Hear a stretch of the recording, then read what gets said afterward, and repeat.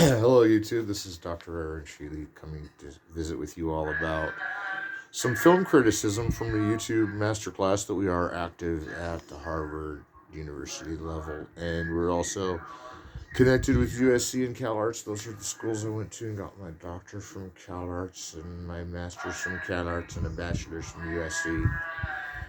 I propose we take a journey on this class 3, which if you're taking notes, you can take these classes out of sequence, but you can't get an A unless you listen to it all and take note. You might want to take notes for future reference that if you're going to film reviews, you have to start now reviewing all the films you've ever seen and all the films you're ever going to see again, and you'll become a successful reviewer. I learned that trick from Dr. Pullen at USC. If you can write at least keep a journal on some films, parts that are hard to remember. But I'm going off book for this class because I've seen all these films like 20 times a piece and used to run them on loops constantly and see how long it would take to watch this movie in a day. And this one I've actually, false cover. This one I've actually watched in a day 3 times. It's the most I've ever watched in a day 3 times, but it was a 3-hour long movie, so it was a 9-hour marathon. I was really stoned at the time. Now check this out. It's called Grindhouse. It's better than Pulp Fiction. It's better than Once Upon a Time in Hollywood. It's got one of the best car chases in it. I would venture to say best car chase in it ever. And that's just Quentin Tarantino's side. Robert Rodriguez, a personal friend of mine, makes great films too. And he really makes cutting edge movies, and both of them do things for cinema's sake of cinema. I mean, they will throw an effect out when it seems better to do it as a reality and totally pull it off because they're quoting like 3 movies at once. And there's so many movies quoted in this that even Kurt Russell goes John Wayne to get a lap dance. And I swear if John Wayne would have used the same speech, he would have been called a sexist. But that's when we deal with overabundance of metaphors that are sexist, racist, and classist to prove that these guys are the freedom fighters for cinema and for those words to not mean anything anymore and to be meaningless. Now, that there aren't any N-words throughout it may make it safer than a lot of the others, but there might be a couple of N-words thrown out. The Robert Rodriguez sometimes has characters use it. Well, that doesn't bother me as bad, but one thing I must note, but I'm going to go on praising this film in a second, is that it's kind of sad when I'm looking through these contemporary films to talk about, and I don't have my Spike Lee joint. I've sold it or pawned it for weed, and I'm sorry because they keep coming out with this box set of Spike Lee films. There's 7, and it's got Crooklyn. I think it has School Days, and it's got all the good ones, and She's Gotta Have It's even on it. It's a reasonable price, and I don't think Spike Lee would take my excuse that I bought weed instead, but that the weed is fueling me on these reviews is good because Grindhouse makes you forget all the crimes of all filmmakers ever by going into the exploitation genre, making exactly what they wanted to do, which was make a low-budget movie for big-budget actors and big-budget westerns. They did effects that were all across the board, from King Kong to Ray Harryhausen to Jurassic Park in this movie. They flip through 10 gauges of film, blow up film stock, rip it apart, throw it back in the movie on Robert Rodriguez scene.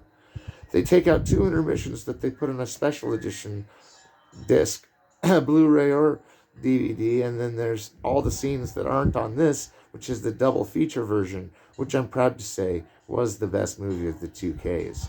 Because if you think about it, and there's some other good ones we'll go over, but if you think about it, Grindhouse is number 1 for not being pretentious, for leaving a few points unaltered, like that if you see in the intermission what happens to the girl they leave behind with the hunter guys, you won't feel as bad that her plight had come to nothing, which it hadn't. But that you have to buy the other Grindhouse disc to see her friends leaving her unsafe might already have something to do with that's the car of girls that got murdered anyway. So you're thinking, okay, that redeems itself because in part 2, it's the car chase with these stunt driver girls that just went off about 20 of the best racing movies that I've only, Tarantino's way ahead of me because he's seen way more films than I have. And that's what I'm going to tell you about contemporary film. It's a race to see all the films there are. But that they're naming movies in Grindhouse that I haven't seen is atrocious for me because I'm supposed to be some expert film buff. And here they are rattling off the script, which is about all the best race car movie, chase movies, car chase movies. And I think that the vanishing point argument works here too, because once the race is over and the girls are defeated in the car, they get right the fuck back up and go around. Then the car chases go in the other direction. I've never seen a car chase go from one direction to the other.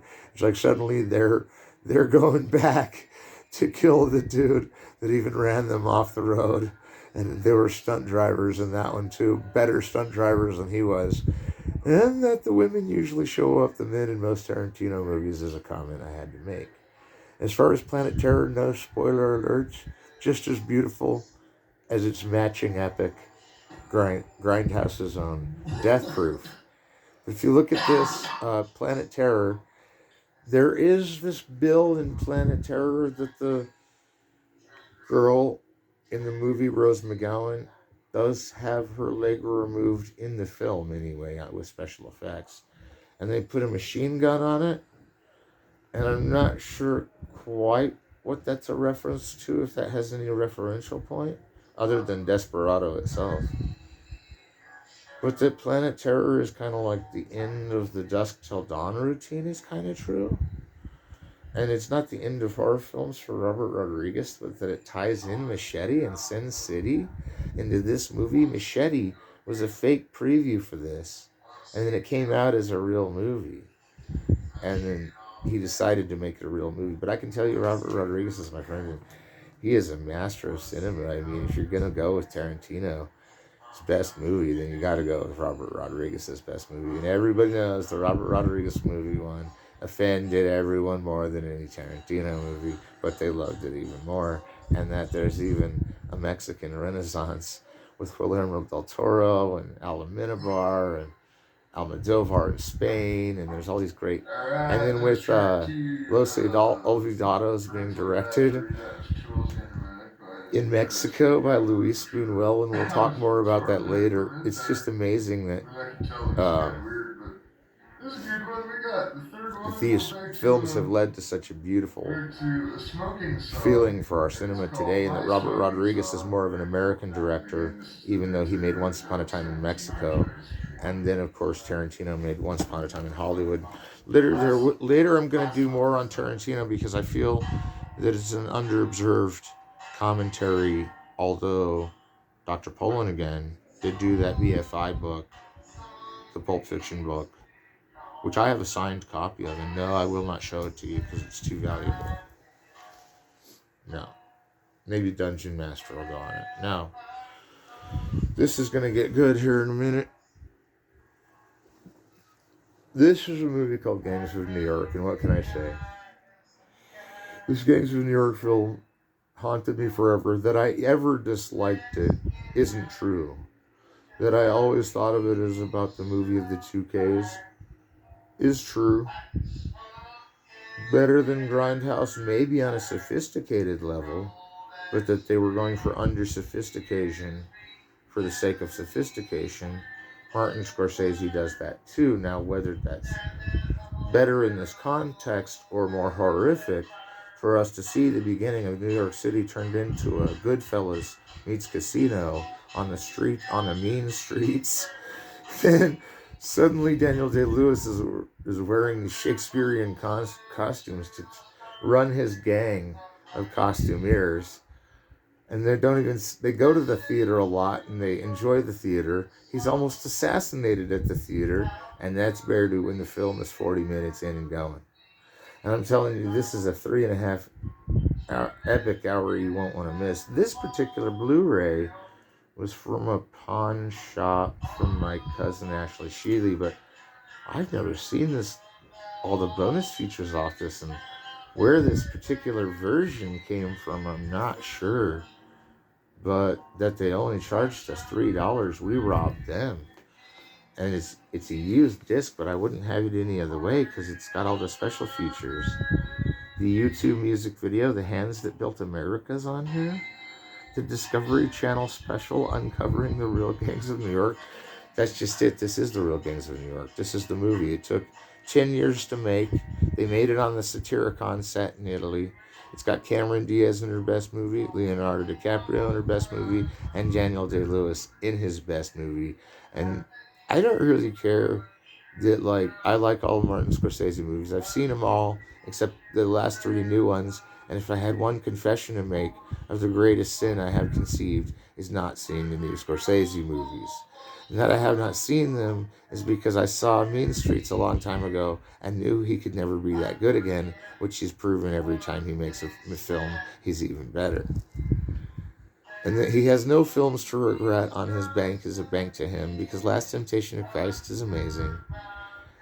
And I don't care if it was controversial. I'll defend you over the controversy on that. And that Who's That Knocking at My Door was an NYU film.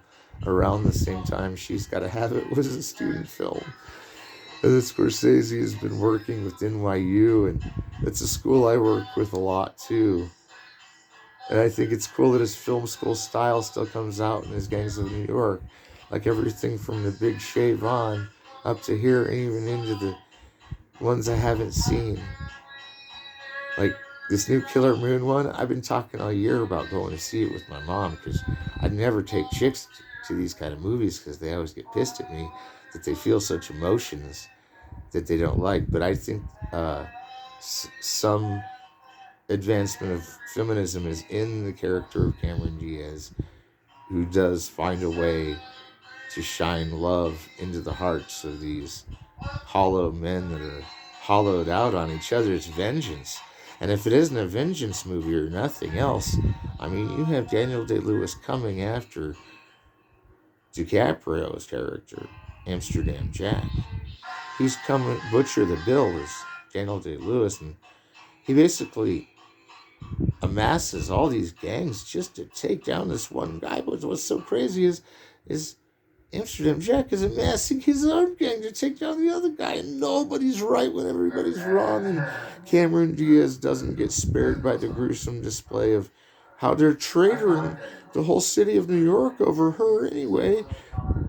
Is completely at a loss to the whole audience. They're like, well, so these guys are A, fighting over a girl, B, fighting over territory, and C, that's the exact way the Gangs of New York's formed, because they got a posse out for the 2 leaders that were the toughest guys alive. That it has a Battleship Potemkin ending that I should have known was intentional. It's an amazing film, 4 stars, masterpiece. In a series of masterpieces by Scorsese, one of the greatest directors of all time, I would say tied only with Spielberg. And that's not even to say that Spielberg didn't come to my rescue once. But he did. He probably doesn't know me, but because I went to USC, he went to bat for me once. And even then, it's like I have to tie him off with Scorsese, because not that they're different or they make movies in different ways. Hell, they swapped Cape Fear and Schindler's List. And I heard Spielberg went through hell making Schindler's List. But actually, the making of and the politics of the movie all determine on whether it's a good movie or not, right? So you can't pass a shell of hard politics along a bad movie spree unless there's a political agenda that they're keeping bad movies going. And while Grindhouse celebrates the fact that even our worst movies are the best, you better believe that there is some stock, wild, opium den action in this movie that everyone will want to own this version so they can see the Discovery Channel talk about the opium dens in this. And I know I've covered that before, but Martin Scorsese pushing the edge again because he loves Ho Shao Shin, who we've covered in this class, is brilliant. And even though the brutality of the movie and everything seems like a waste of time, Scorsese takes it for cinema, for the sake of cinema. He not only has a moral, he crushes his own moral to show you what went wrong with it, just like a Kubrick or a Spielberg would. Reverse everything you thought about the movie in the last 10 seconds. Go. So, yeah, I don't see any flaws in that one. A study note exam would have a question is, are the characters, are the characters in Gangs of New York going to rail us for not believing that this is the Gangs of New York as told by them or as told by the actual people there? And there's such a fine-tuning of production design in this that it takes an Age of Innocence suite to know how Scorsese can restage the Age of Innocence with this Potemkin meets this Rio Bravo kind of like collision that has every bit to do with politics. They're well defined. And they're fucking serious. I mean, they're serious about this movie. And that's why we're going to move on. And sorry, you'll have to excuse me for that last one. I was smoked a lot of weed. My nose was running a little bit. I hope that didn't offend anybody. But I got to keep this take because there's too much been said and we've got to move on. But I just want to say the tagline of this, which I don't know was the tagline for a movie I love, is switching publicity posters. And it said, America was born in the streets. And that's true. And one of the most memorable scenes is when, and Scorsese's even talked about this, when the Irish and German and everybody from Europe, basically, which is basically Irish, that was coming to America, had to go straight to the boat to go fight the Civil War, so that they took a ship down to fight the Civil War, which makes me wonder, why didn't they talk about the ships that were all at dock in Birth of a Nation? I thought those ships were even carrying these sharecroppers later. But that this film has to do with religious warfare is interesting. That it's psychological warfare done like a battle map is sure is good. That a total act of God ends it. And it'll never end in your mind, because I promise you, this will be your favorite Scorsese movie if you watch it 3 times. If you watch it more than that, you'll already have it memorized in any way. Not that it grows stale, but that it perfects with screenings. And not just because everything is aimed so you see it 3 different ways when you watch it through the second time and third time, but that's an integral design since Mean Streets, that it takes on different meaning each time you watch it. And that's why Taxi Driver compares, because this does have 3 ways of seeing it, that it launches you towards each time you watch it. It's a psychological mindset of suspension of disbelief and persistence of vision in where you position scenes. Too methodical for me to figure out how to direct a movie like that myself, even when launched with a big budget that Scorsese always wanted. But if you see it all 3 ways, it really does have a 3-way tie. But movies like Playtime and Taxi Driver never end in what meaning they could mean. Taxi Driver takes about 5 endings. Playtime by Jacques Tati doesn't have an ending, but everything about it changes when you watch it. And it's not a computerized DVD, it's just the way they reattention your eyes on the second time through because of the sound design too. Now this isn't, I don't know how that actually works.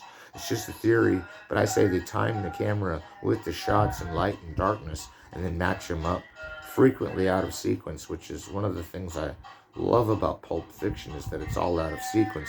Godard Pierre Le Fou claims to be out of sequence, but that's only because there's big gaps in it. But that Godard's band of outsiders, and we'll talk about that later, trips you all the way through this whole guidebook of what to do if you're making your movie in reverse order and still want it to end with the end. And then it's kids robbing a house. We'll get into that later, but this is Francis Ford Coppola. We're still in contemporary range, but this is The Outsiders. Again, rare disc Ashley Sheley gave to me, mad props, because one thing I don't get about it, is that it's not the complete movie, it's the complete novel. That means they've gone through the footage again and again and again, and I want to tell you, I was working on this archive project where Herb Farmer and I from USC Archives had to go to the Coppola archive and actually pick up a copy of the deleted scenes from the one before this, which was the director's cut, but it was like a renew of the director's cut since VHS changed to DVD, and DVD has been the ruling market. So this is kind of banged up, but it was a little banged up, but I put it in my Blu-ray player, and it's a DVD, and it played just fine, and I think that's cool because I was always looking for the footage that we put in, because you don't always get to see the footage that you add into a movie.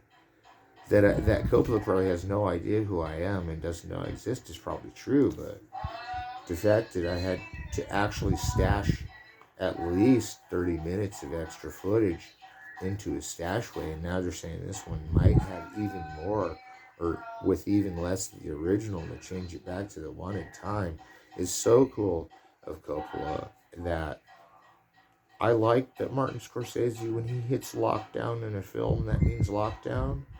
But sometimes I like these Lucas Coppola guys.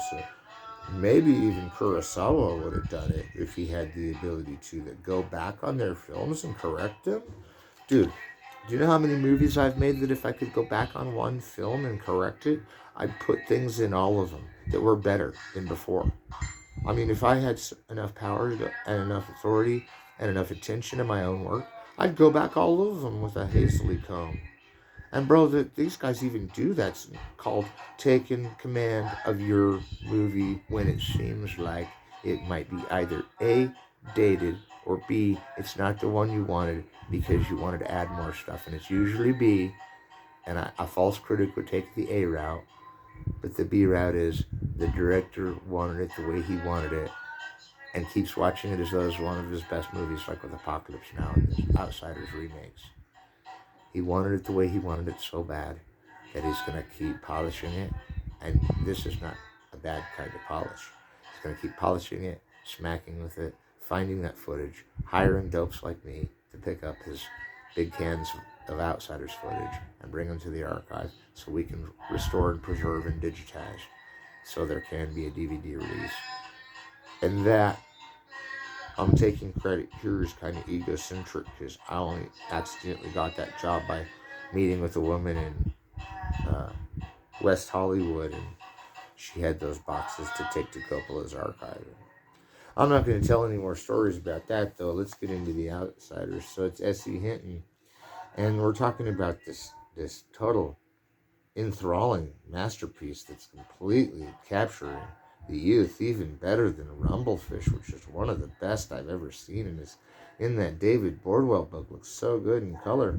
That this is a mashed up copy that still plays perfectly in a DVD player is true.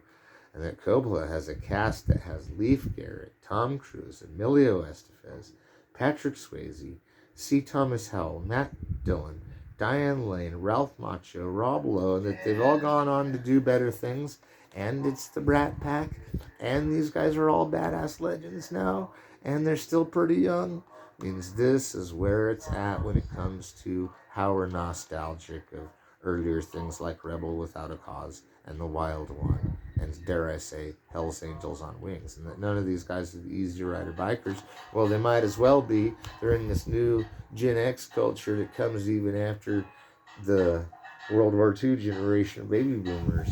And these are not just Gen Xers. These are some of the last remnants of the baby boom, besides like the Gen Xers. And that this is the film that shows you that like our own culture must happen in a dream in movies, because we're always looking back to these like overexposed lenses in the outdoors, except at night when the lens is dark. And Coppola's the master of the dark lens with film noir technique. I mean, The Godfather, the whole movie's too dark to see, and if you turn up your brightness, it screws up the fact that it's too dark to see on purpose. And there are just some things in that movie that they couldn't disclose what was going on in the picture, only because the Cosa Nostra actual mafia was telling him what to do, but Coppola was way ahead of him by saying, they work for me now, I'm going to take them. And that this film isn't as reckless as The Godfather or Apocalypse Now, because it was kind of a shoe-in with the cast, doesn't blame Coppola for making a shoe-in. I mean, he hadn't exactly ever flopped at the box office. It's not that he got his money to fund a Kurosawa movie from nowhere, and that he funded George Lucas in the American Graffiti thing is true too, and that Coppola really likes George Lucas is true, and Spielberg. I'm not talking about these guys as if they know me. I hope not, because I do know Robert Rodriguez, but that's on a music level. I don't really talk to many of the directors in Hollywood. They're, and I understand they're busy men, and if they can't give you any director advice through their films and all their specials that are much better than this, although my master's class is proving one thing that the teachers at Harvard are telling me, that I'm absolutely in love with cinema. And I don't know if they're going to make a film club or a film class out of this history. They don't have to. But if it spurs anything's interest in film, because Harvard Film School, this is what this is Harvard Film School. So here's what I want you to look for in The Outsiders. How rites of passage among youth transcend how these characters grow from young to later understanding mature adults in the course of one making of a film in which Coppola had 4 other films out that year. You don't have to look up those 4 other films. But that, again, my sin with Coppola movies is that I haven't seen the newest ones. I've seen one of the newest ones, and it was great. It was great. But I'm sure all his movies are great. That some of them are hard to track down. I wouldn't doubt in that this complete novel one, for it to work at all, is a miracle. But that Thomas Howell and the Leaf Garrett are the only 2 names that don't jump off as some of the biggest stars of all time. Diane Lane was in The Godfather anyway.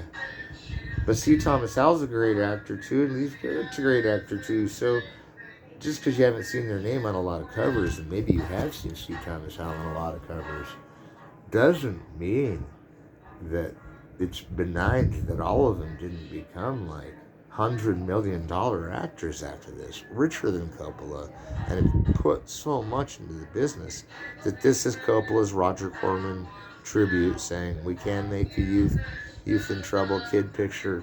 It'll be Asphalt Jungle. We'll be fine. And by Asphalt Jungle, I mean Blackboard Jungle. All right, here is.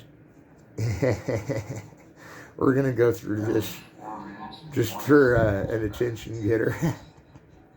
I was talking about that time Spielberg saved me. He probably doesn't know who I am, but one time he was having a bad day. One thing I got to say about that is that they did have to cancel production on one of his movies just to help me out one time. And I don't think that really was counted against me.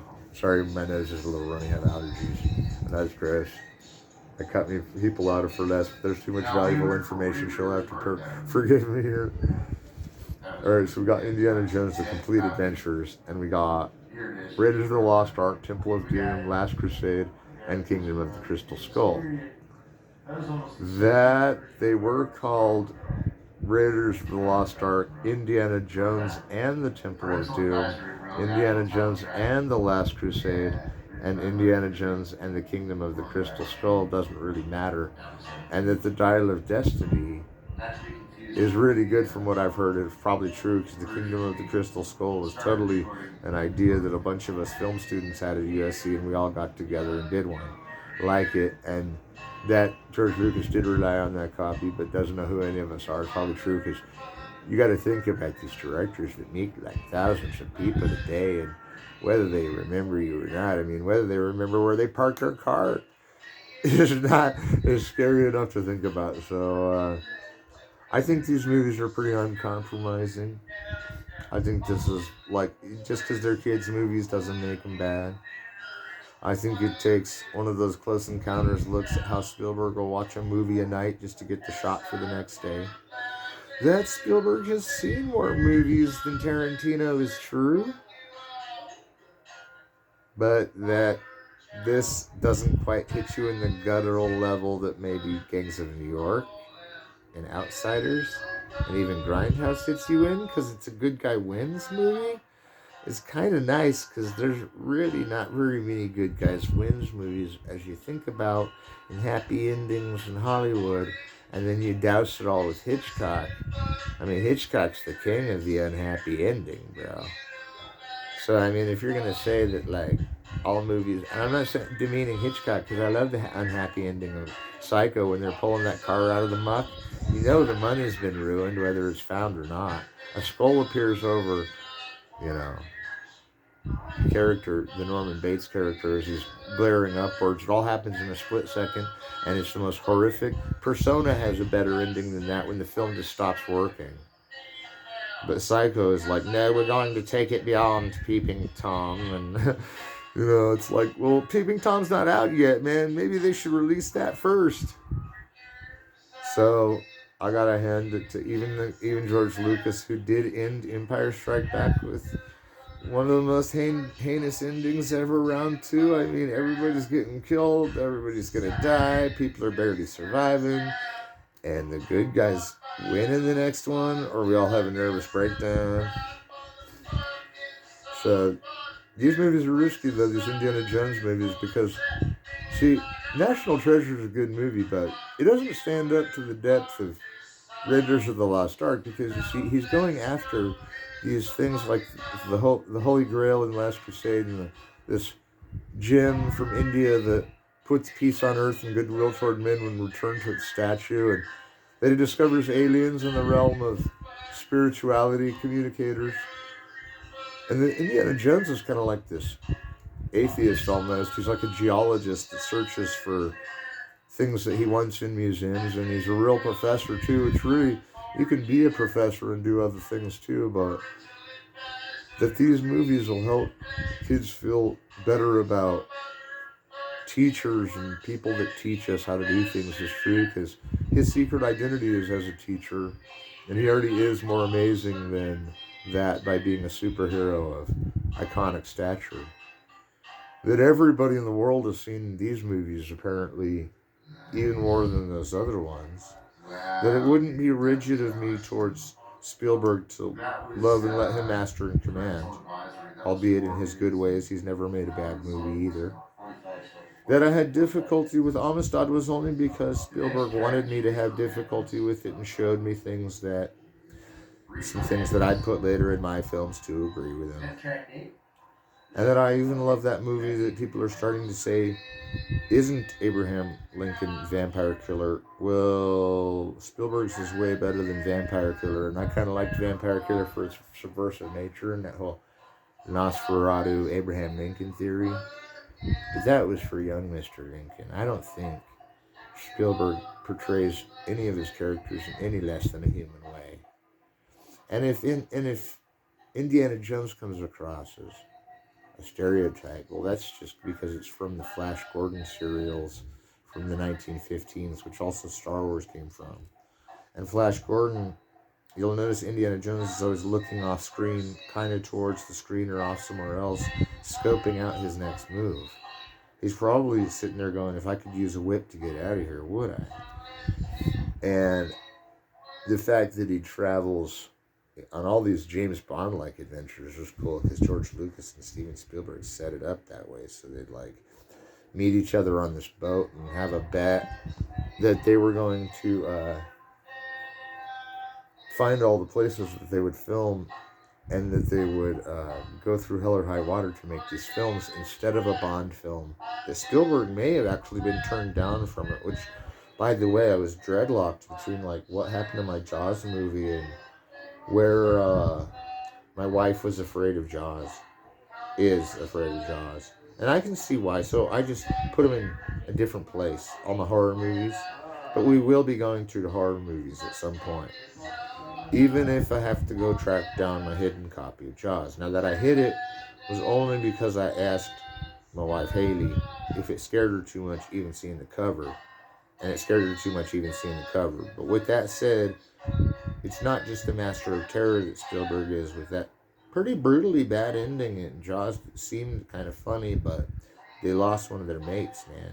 And if a shark comes back like that, they won't have the mate that got killed by the shark. And now they're all pissed that I ran into that. But anyway, they got together on this raft and they're like, we'll make these movies better than Bond, said Lucas. And Spielberg, even though he'd seen THX and was pretty sure American Graffiti would be one of the best movies ever, he was all, I'm on board, dude. If it's better than Bond, if it's even Bond at all, I'll be happy. But if it's better than Bond, it won't even be considered like we got turned down from Bond. It'll be like a franchise into itself. That Indiana Jones franchise money making is something that Spielberg loves as much as Snoop Dogg, and that's just the smell of hard, crisp cash dollars. Means that I don't mind that kind of movie making, because that means you got to make a good enough movie to get people in to see it. And if James Cameron were a bad film director, nobody would go to see his films. You can't say that they've had some mistakes in their films that they talk about. But I would never require something like there's a mistake in this film unless the director had informed me on some kind of media, or you and I on some kind of media device, that this was a mistake with the film, and then we can talk about it. But even then I try to avoid that. Temple of Doom's interesting, like Raiders of the Lost Ark and all the others. They have this supernatural affair. It's like in a world of where we're all psychologists, it's okay to, look for the Ark of the Covenant, and they do even mention in the film that it's a Jewish Ark of the Covenant. It's the one from the Bible that melts you if you get too close to it. And some Nazis steal it and get melted because they get too close to it. Now that he shoots someone when having a hay fever attack in the middle of Morocco is not really where that was filmed, but they don't really say where. That he really shot a guy isn't true. That it was improv was good, but that they had to move the cameras in an all-day experience that was just as heinous to Harrison Ford's high temperature, that he was already an on the line to do it all actor, and he was all recovered and ready the next day, meant that he was in good health and he was just slightly dehydrated. But in that scene, they may have reshot it. And anyway, Spielberg doesn't know sometimes with the editing if the original shot of the improv shot got in or the remake, but that it was improv ahead of the shot being known about by Harrison Ford and this guy he's fighting on the other side that he shoots is true, whether they had to restage it or not, because it's come from the idea that he made it up as they were going. And whether or not that's the exact footage used, he doesn't look as dehydrated as they were saying, but I like people that go full-blown to the movie. They're already going Lawrence of Arabia style by getting these guys sunburnt again. That the opening scene in Raiders of the Lost Ark is so interesting because you see Indiana Jones, you see the credits, you see all these dudes get killed. He goes into this dungeon. He goes into the dungeon, takes this gold off of his own bag, weighs them in with this gold on this other bag, and the gold on the other bag's a lot more valuable, so he takes it out, puts the weight on, and the trap doesn't go down. But that enough of the seeds from the bag that he has come out of the bag on the roster, it still triggers the trap. The trap is this huge ball rolling, and I don't know how they made that thing, nor am I going to ask. That's like asking secrets of nuclear physics. But how did they have this ball thing chase you down is unbelievably the best special effect I've ever seen. Because if you look at this ball coming at him, they time it perfectly where the trajectory of the ball was. And this is before they had AI to do it. And by the way, Spielberg did direct AI, Masterpiece. Wish I still owned it. It was probably my little sister's copy. I'll let her keep it. But man, is that a hard movie to track down. Wouldn't it have been nice if they just could have released that during the writer's strike? Re-release AI, dude. It's not to be toyed with, bro. And unless you're Spielberg, and then you can do anything you want to make your movie. So I'm not going to come in any director's way to make a movie or not. It's not my league to do so. I would never tell him he should have done this or he shouldn't have done this. Even if he told me to say I should have done this and shouldn't have done this, I don't really consider myself close enough to him to just say he should have done this and shouldn't have done this. but I would never say it out of respect to a director anyway. Ed Wood, even then, I'm growing to the point that he shouldn't have been told what to do or not what to do. It's a director's job to make the movie. And if that means telling a few people what to do, they usually respect them for it because they make a better movie. If there's some kind of like love for the publicity where there's fights on the set, well, excuse me, then you'd have a publicity of every movie ever made, because every movie ever made, especially these big ones, have had fights.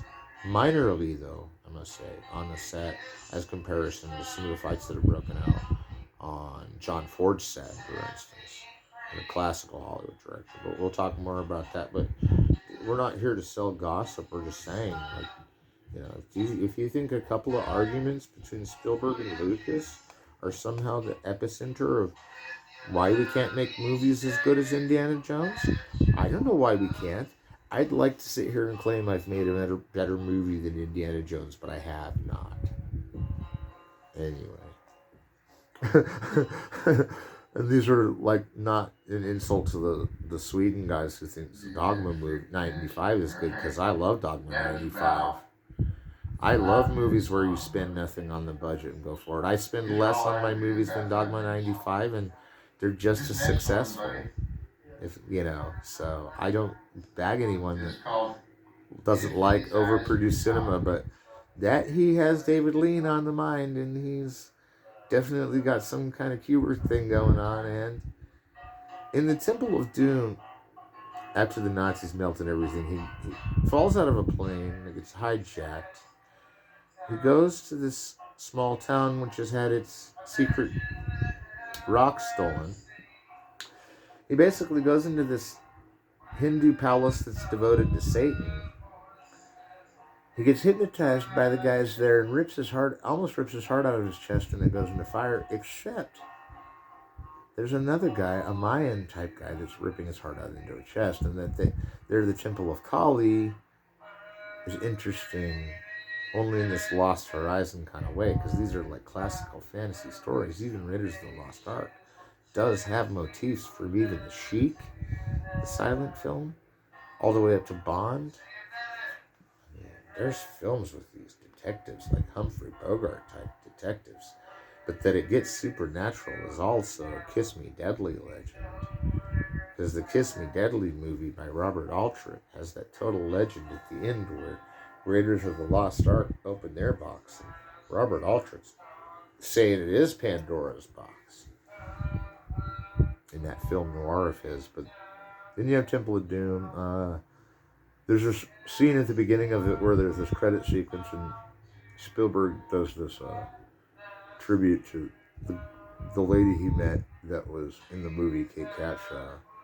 And she does this whole music number, and there's all these showgirls, and there's this whole thing where Bond, once again at the beginning of the movie, is about to get stabbed by a fork that's flaming, and somehow he drinks poison, and somehow to get the antidote, whether he planned to get the antidote or not after drinking the poison, the whole thing is still erupting in music, and it's like they see him but have to carry on the show, even though there's bedlam in a good way breaking out around this room. And 1941 by Spielberg has this whole scene in a dance hall that's almost as good as that. And I don't hate to say this, but 1941's a cool movie, dude. Like, I knew some of those World War II buffs that were Spielberg movie historians, like, even in my neighborhood, and they're like, yeah, you can't mess with 1941. It's one of the funniest comedies ever, seriously. And there's this dance scene in it that goes all through, and then you're like, well, Temple of Doom just had a dance scene that was 10 times harder to stage, and that he staged it Busby Berkeley style in both movies is true. Last Crusade, we'll move on to Last Crusade. Now Indiana Jones meets his dad. His dad is as crazy of an adventurer as him. They go on a crazy adventure to get the Holy Grail, only to learn that dads love their kids, and kids love their dads. Now, that he restored evil to the Temple of Good to the Temple of Doom's evil, and almost fell off a bridge about 6 times doing it. The Raiders of the Lost Ark shows him almost getting crushed by a globe. He still goes back to class and teaches it, with knowing that his dad's in his heart, which fetches us right into the kingdom of the Crystal Skull. Without too many worries about the true bond nature of Last Crusade, where the boat goes through the harbor and barely misses two other boats that crash. Or like the scene where they find the library and they smash it in and go into the catacombs. I mean, there's so many good things about that film, where he jumps on that invisible bridge. So much supernatural in this, and then Spielberg does it in such a way that we can actually enjoy it as a culture, to see supernatural things that not everyone believes in. I'm very not big on supernatural usually, but in this case it's so overwhelmingly made that you get this feeling that Spielberg directed it to actually enchant you and have you enjoy it, and as though the nature of Will, like with Disney, is coinciding with him to draw these forces together to make a great movie. Now, if you think I thought any less about George Lucas writing the whole thing, that George Lucas writes the whole thing, directs the whole thing, is Spielberg.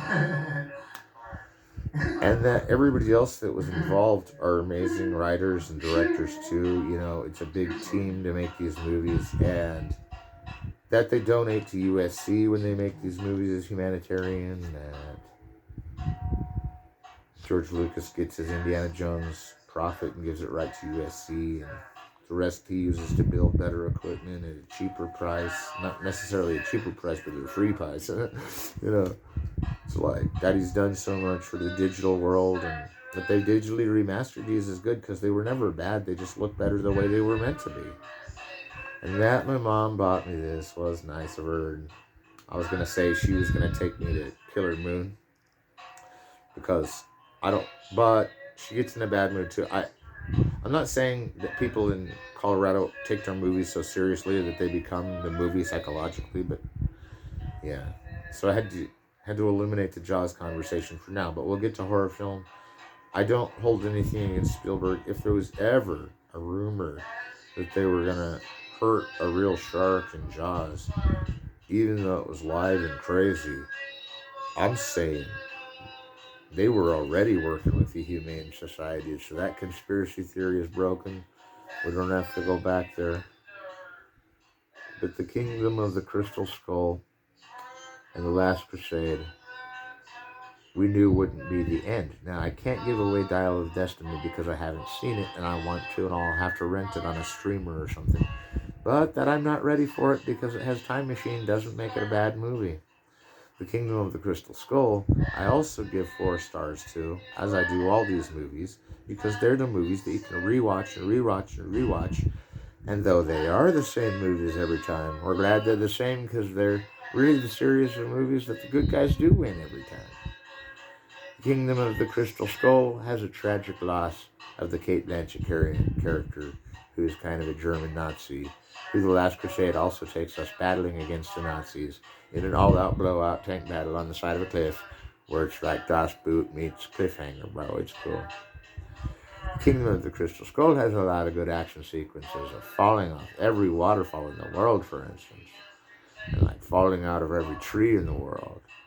And it's like they're not commenting on how they can't do this anymore. They're commenting on, now we're going to take one that looks like it could be the most dangerous one so far, the Kingdom of the Crystal Skull, because what they're not denying is that there is a crystal skull, and at one point in the movie they have it, and they're using it as a way to make bugs move around, so they can walk through the desert of fire ants.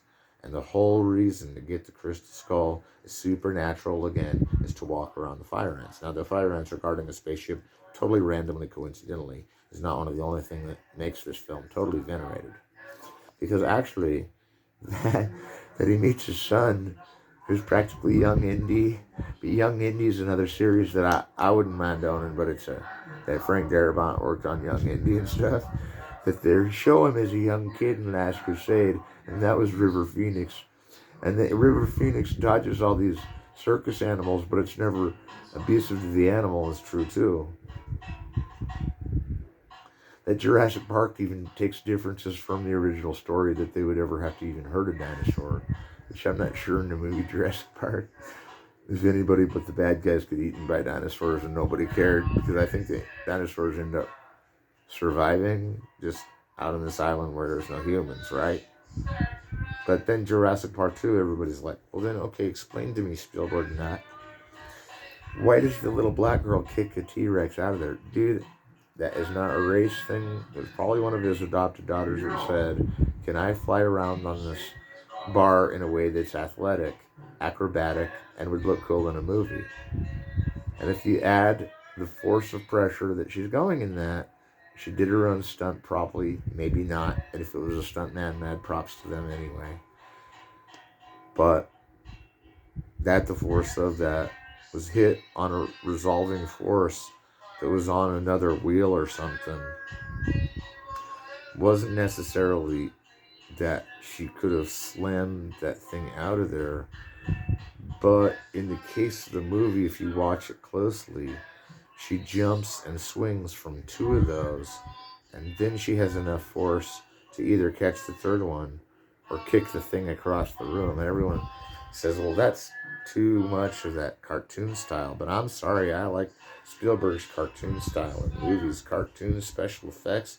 George Lucas, Steven Spielberg, throw them in. You guys know how to use them. You guys can do them better than Terry Gilliam. Terry Gilliam's amazing, but you guys can do special effects however you want, and I won't complain. And saying Amistad's bad is really, for me, like a betrayal of Color Purple, which is one of the most flawless crossover films ever. So I can't get into all the Spielberg I'll be discussing at school, but I want to go back to Kingdom of the Crystal Skull now to close this off, and we'll go into Ready Player One, and we'll call it a class. We may have to spare the Citizen Kane lecture for next week. It looks like we're going to have to. The Kingdom of the Crystal Skull has one of the most profound things about the supernatural in all these movies. That the aliens of Close Encounters basically are coming again to take someone with them, and the Indiana Jones refuses to go with them. But that the Nazi scientist that was part of the group that they were fighting in the Last Crusade go into the spaceship and see the Close Encounter aliens, and they're too telepathic for her, is a tragic ending of a character. Now that it's like a comic book, I said already, it's based on Flash Gordon. So what's wrong with being about a comic book? If you can pull it off, dude. Some people get redundant. These movies are not redundant. I mean, even though there's that tie between Last Crusade and Kingdom of the Crystal Skull, all of them have a tie to each other, and all of them have examples of things that we've learned from Raiders of the Lost Ark. Temple of Doom has ones that Last Crusade and Kingdom of the Crystal Skull have in it, and Last Crusade is in the Kingdom of the Crystal Skull. And if this is how good of George Lucas is a writer, even Dial of Destiny is mentioned in Raiders of the Lost Ark, and all five of them have been entered into all five of them's canon, as I still don't feel like I've paid back my film school enough, George Lucas would say. And I think he doesn't, no one is pressured to pay back school, they just do. That's what school's made to do, is you pay them back. You know? All right, we got one last one on the Spielberg note. And I'll make this brief because I might come back into this at some time in classes drawing short of time. Thank you for bearing with me at this Harvard USC Masterclass. I'm not trying to tell you you have to sell out to the director of your school's choice. I'm just saying that there are these directors that are underrated by people that really do watch a lot of movies and copy a lot of their movies. And this one is Spielberg balls out sci-fi, crazier, scarier than Jaws, has a scene from The Shining, and to prove it, is about gamers that take their whole world so seriously that they're gamers in a VR world that they want to be in. And guess what? It's 1984 meets Brave New World, but that's just the very first 5 minutes. And then it's a Philip K. Dick story turned on its ass. Doesn't even matter because Spielberg takes you on this surfboard adventure past King Kong and Gorilla Sandy. You have so much trouble going through this movie at once that you'll have to pause it just for a minute, just so you don't go blind from how dizzying the colors and lights are in this facade that shows us video games are not smoke and mirrors. They're a guiding light. And in the future, everybody's going to be hooked up to VRs, but they're going to be playing games in it. Because we're all playing games on our phones. Everybody's making movies on their phones. I'm telling you, this is the next step we're going to be. But then there's like this conspiracy theory that's breaking out in LA that everyone's going to wire you with VR equipment and force you to think you're in that life and you'll never take it off and you'll be a slave to the programmer. Well, if Spielberg came to me tomorrow and told me to put one of these VR helmets on and just put one on and he said it'll be whatever we program, I'd probably do that because of what a hideous fan I am. So forget what I said. I am a hideous fan of him. That's a fan cult thing. You know that movie Fanboys? Wasn't my idea, but I was loving the fact that they somehow got into Lucas's mansion and he was in like his lair of abandonment, which will go right into Citizen Kane and how we think it's more of a satire of William Randolph Hearst than a scathing representation. But Ready Player One has this whole thing where there's these guys are playing this video game and they got all crossed up in another world and they're flying through all these time tunnels and going to all these different adventures and fighting all these games the way they would have fought them. And that it's all the new genres of video games is amazing. That DreamWorks Interactive even exists. That I've even put a cartoon movie through Dreamer Interactive that was a montage of great cartoons with opera music I purchased for the film. Is not even beginning to tell you that it's such a lucky stake that I get to work. You know, I even have a small gig with Lucasfilm as a production assistant, and I'm sure for certain I'm not attention grabbing for them because again, the thousands of people they need a day, it's really hard to shuffle. And when all these great people are meeting them for a great medium, and now he's got this half video game, half movie that he's got like AI rules all bending backwards and he's coming up with AI diagrams that make AI shut itself down back in the movie AI. It showed the dangers of robots developing consciousness. Well, this is the VR game that proves the consciousness develops a role in your life when you play nothing but video games. And that we all cheer when he beats the ending, gets the coins, love Spielberg's happy endings. It's like Kiss Me Deadly and Ready Player One were up against the battle. Kiss Me Deadly and Ready Player One would even out somewhere as between the supernatural side of the beginnings of Spielberg, and here we have that maybe it wasn't supernatural at all, maybe it was just digital. And that he shoots everything digital now isn't even an insult anymore because he painted with the canvas the whole way of this. And that visually this is maybe better than Kiss Me Deadly, but the hard gritting gangster attitude of what really got cinema going with Public Enemy, Scarface, and Little Caesar comes out more in Scorsese and was an earlier sound move that these kind of sci-fi films weren't even available to make except for that Star Wars got famous. Is so true. But Jaws helped in that too. And we'll review that later, but I want to say, as far as things going on in the background that you can watch for, this is the one that changes every time. If you beat the game with this one and play along, which you can, with your mind, have a transcendence video game experience that would be better than any in-dive ever. And that it's Ludovico in parts is just an essay on why I love Spielberg. And I'll go into it more, but I don't want to spoiler alert. This is the video game movie that you play with your mind and changes every time because there's so much detail and so abundance of detail. I'm looking at maybe Kiss Me Deadly is better, but that movie Brazil, which I love so much, is also tied for some of the most visually exciting things I've ever seen in fantasy.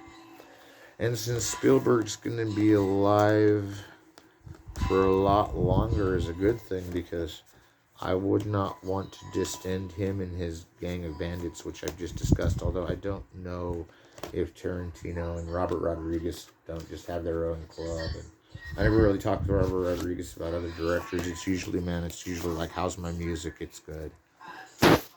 And we're going to go ahead and close there. We have 30 more seconds remaining to the hour. And I'm sorry, I went projectedly longer than last time, but we went about the length of this CD too, and that was parental advisory by the Dead Tell Your Riders, which I will say this episode and some Dungeon Master movies need a parental advisory, but so far everything's legal, so we'll keep it that way. Not stealing them, not showing them in a big screen format, to sell tickets or anything. But if it encourages people to buy them, which is what we're trying to do, and trying to make it easier to find them online, which is not to say Amazon doesn't go the distance on that and go even further than that. So we also don't do anything else that would alter any of the business practices that the directors or writers, and we don't speak truly for them, so you should seek them out, because we are where cinema begins to say, this is what you've got to go check out. These are the ones you got to see. I mean, if you haven't seen it for a lifetime, go see Jurassic Park. But if you haven't seen Indiana Jones, I hope it's still out, because it's been out since the 70s, and it'll keep going on in my mind. No, it's the 80s, 1981 Raiders of the Lost Ark. But and 77 was Close Encounters. So anyway, we'll talk later. We'll discuss. It wasn't an easy lecture this time, just because it was easy directors to remember. So we'll be okay. Harvard Masterclass YouTube.